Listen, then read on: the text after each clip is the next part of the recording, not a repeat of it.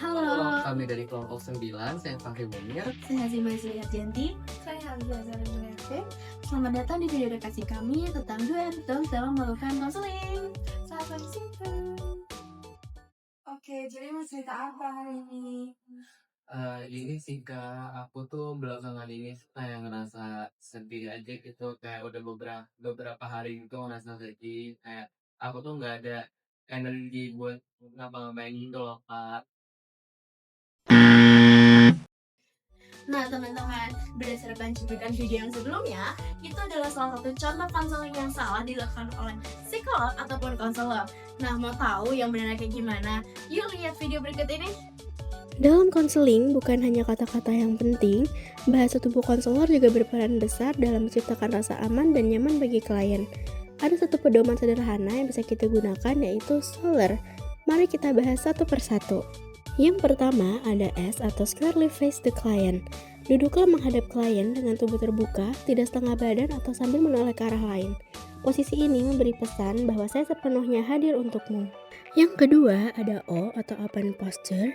Postur tubuh terbuka menunjukkan penerimaan dan kesiapan mendengarkan.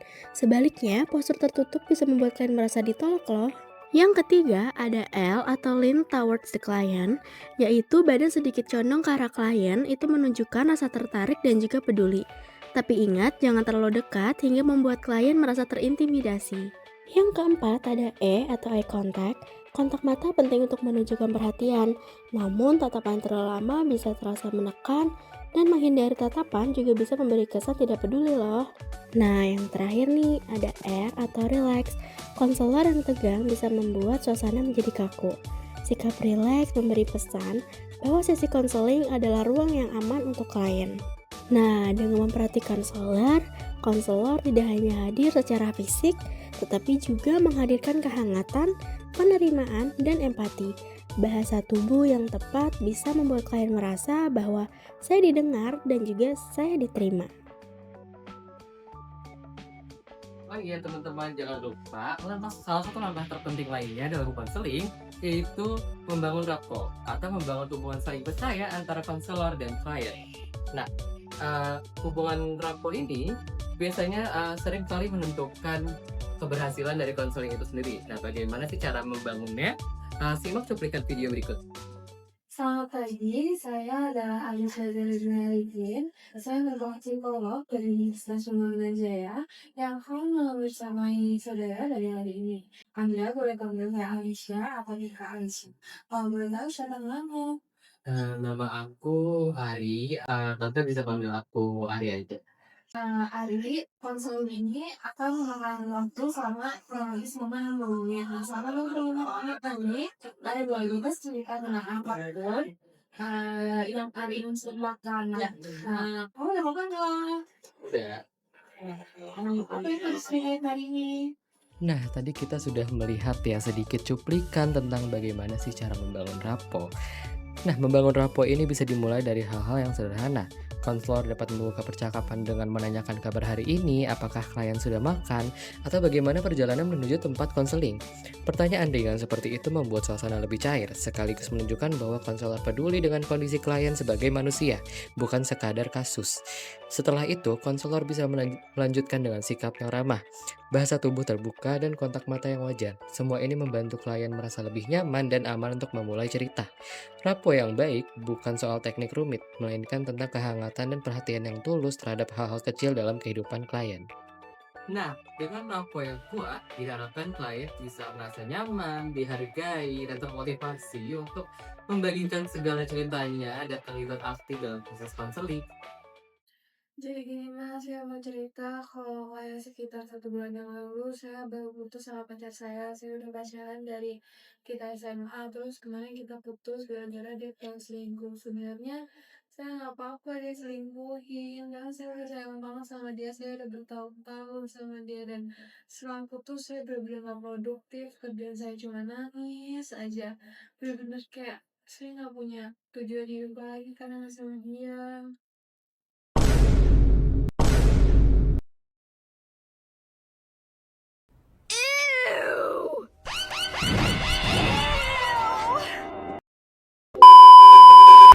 Oh gitu ya, saya menghargai menghargai keberanian kamu untuk berbagi ya. Mungkin kita bisa bersama-sama untuk mencari jalan terbaik sesuai kebutuhan kamu gitu ya. Konseling yang profesional adalah bisa menempatkan keamanan dan kenyamanan klien sebagai prioritas. Kehangatan bisa hadir tanpa adanya sentuhan. Tuh. Saya ngerasa akhirnya tuh saya lagi banyak gagal terus. Padahal saya udah berusaha loh. Kayak saya udah berusaha semaksimal mungkin. Tapi kenapa sih saya tuh gagal terus? Ya udah itu mah pada akhirnya semua tuh ada hikmahnya.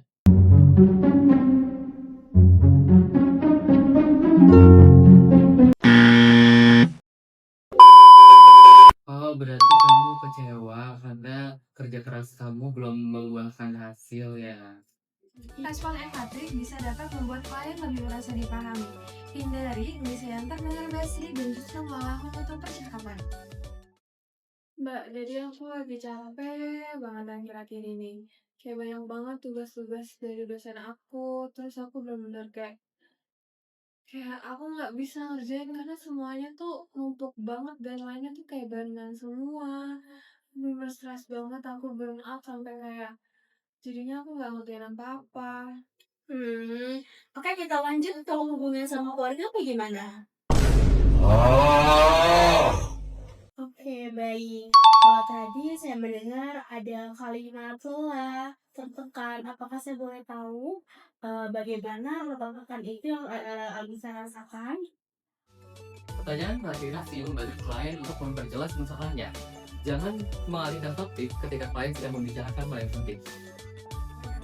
Inti dari konseling adalah active listening atau mendengarkan secara aktif. Ini berarti menandakan bahwa kita benar-benar mendengar, memahami, dan juga memaknai cerita klien. Jadi gini mbak, aku tuh rasanya kayak akhir-akhir ini tuh capek banget. Kayak orang tua aku tuh nggak ngerti aku, teman-teman aku nggak ngerti aku. Rasanya kayak semua orang tuh nggak ngerti aku dan cuma bisanya itu menilai gitu mbak. Oh, oh gitu. Gimana tadi? Active listening bukan sekedar mendengarkan kata-kata, tapi juga memperhatikan nada suara, ekspresi wajah, dan bahasa tubuh klien. Konselor perlu memberikan tanda bahwa ia mengikuti cerita, misalnya dengan anggukan kecil, respon singkat seperti ya atau saya mengerti, dan menjaga kontak mata dengan wajar. Selain itu, konselor dapat mengulang inti cerita klien dengan kata-kata sendiri.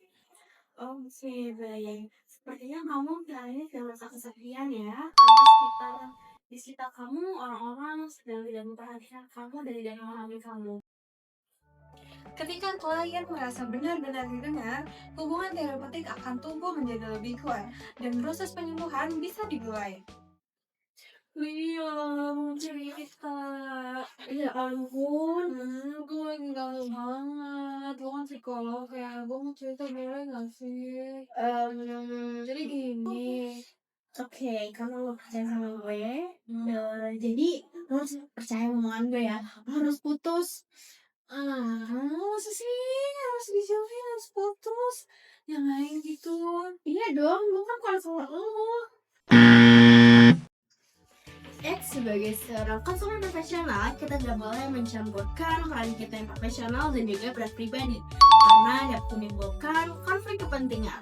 Dan juga seorang konselor itu tidak boleh menjadi teman, sahabat, dan juga rekan bisnis, melainkan seorang mitra profesional yang membantu klien.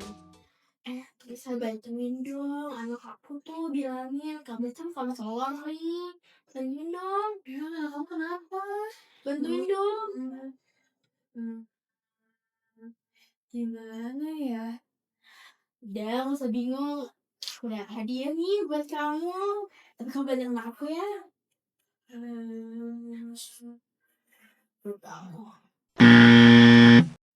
Konselor tidak boleh dibayar menggunakan barang atau jasa. Pembayaran harus dilakukan secara profesional agar tidak terjadi kesalahpahaman dalam hubungan konseling. Jadi gini bang, saya merasa saya agak aneh sih. Saya nggak tertarik sama laki-laki, tapi saya lebih tertarik sama perempuan. Bentar-bentar. Kamu merasa kamu lebih suka perempuan? Kamu tahu nggak sih kalau itu tuh nggak normal? Kamu tuh harus berubah. Kamu tuh harus menekan perasaan itu. Kalau nggak, dosa loh. Oke.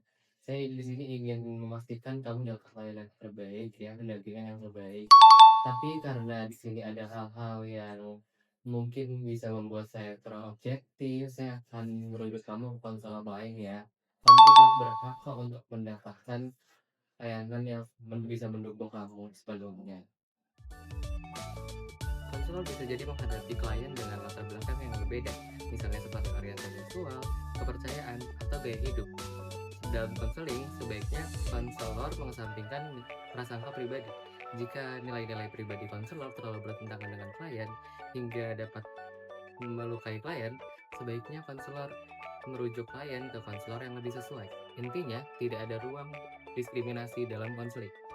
Oke, tadi kita udah belajar banyak ya soal keterampilan dalam konseling, mulai dari soler, membangun rapport, respons empati, klarifikasi, active listening, hingga beberapa kode etik yang harus dipatuhi oleh konselor dalam konseling. Semua ini bukan hanya sekadar teknik, tapi juga sifat hati. Bagaimana kita sebagai konselor bisa hadir secara penuh ke orang lain. Ingat, konseling bukan hanya tentang obat biasa, tapi di dalamnya juga ada proses perubahan yang positif. Mari kita lebih sering untuk mendengar dan lebih berempati kepada orang lain. Karena sebuah hubungan yang dilakukan dengan tulus, ada perubahan positif yang akan datang. Terima kasih sudah menyimak. Sampai jumpa di video-video berikutnya. Ingat, janganlah jadi pendengar yang hanya ada di ruang konseling, tapi jadilah pendengar di kehidupan sehari-hari.